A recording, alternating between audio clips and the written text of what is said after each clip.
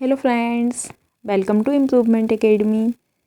जैसे कि हम लोग देख रहे हैं, एमपी पुलिस के एग्ज़ाम्स अभी स्टार्ट हो गए हैं। तो एमपी पुलिस के एग्ज़ाम्स की दृष्टि से जो एमपी वाला टॉपिक है, बहुत सारे क्वेश्चंस एमपी के उसमें आ रहे हैं। इसलिए हम लोग एमपी से रिलेटेड क्वेश्चंस कवर करेंगे। तो आज हमारे टॉपिक का नाम है राष्ट्रीय उद्यान। तो फ्रेंड्स, स्टार्ट करते हैं हमारा टॉपिक एमपी के प्रमुख राष्ट्रीय अभयारण्य और राष्ट्रीय उद्यान। हम लोग मिक्स पढ़ रहे हैं कि एमपी में और भारत में राष्ट्रीय उद्यान और राष्ट्रीय अभयारण्य की संख्या कितनी है। ओके, तो नेक्स्ट क्वेश्चन हमारा, एमपी में कुल राष्ट्रीय अभयारण्य कितने हैं।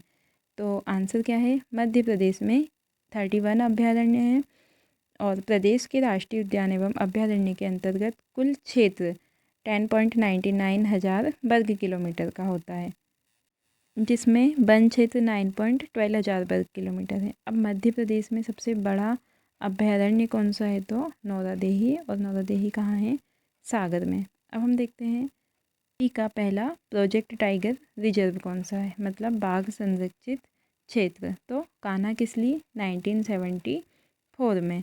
अब भारत का पहला प्रोजेक्ट टाइगर रिजर्व कौन सा है, तो जिम कॉर्बेट 1973 में। और जिम कॉर्बेट कहाँ है, उत्तराखंड में। और भारत का प्रथम राष्ट्रीय उद्यान भी कौन सा है, जिम कॉर्बेट राष्ट्रीय उद्यान 1936 में। अब 1933 में भारत का पहला अभयारण्य कौन सा था, कान्हा किसली अभयारण्य। अब एमपी का पहला राष्ट्रीय उद्यान कान्हा राष्ट्रीय उद्यान था, जो 1 जून 1955 को बना। ओके, और कान्हा किसली टाइगर रिजर्व कब बना, 1973 में।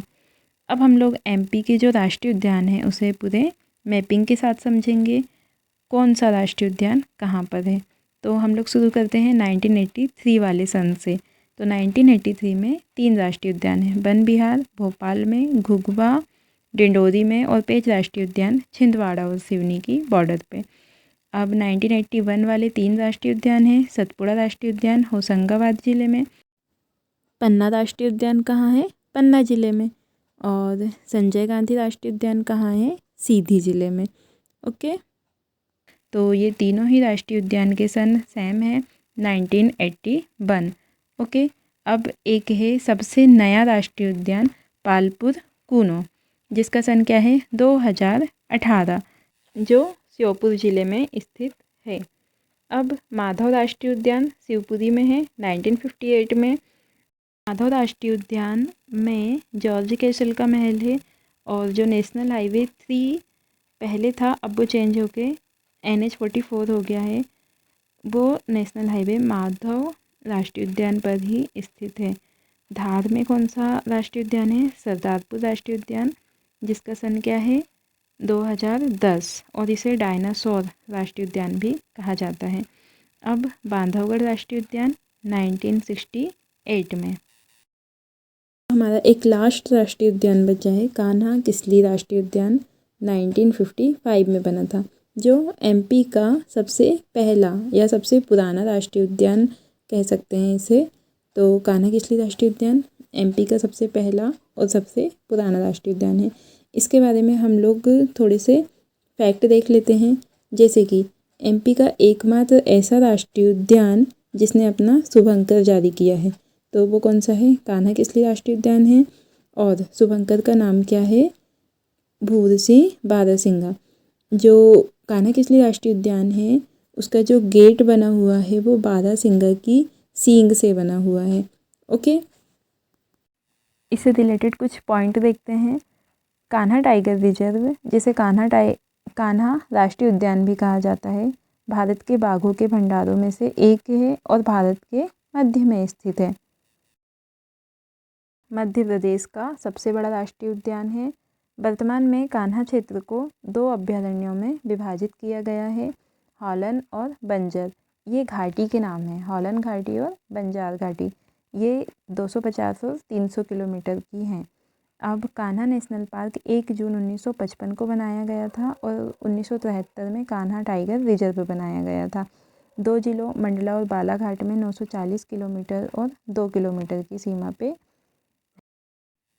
इस राष्ट्रीय उद्यान में रॉयल बंगाल टाइगर हैं, भारतीय तेंदुए, सुस्त भालू, बारहसिंगा और भारतीय जंगली कुत्ते की आबादी है।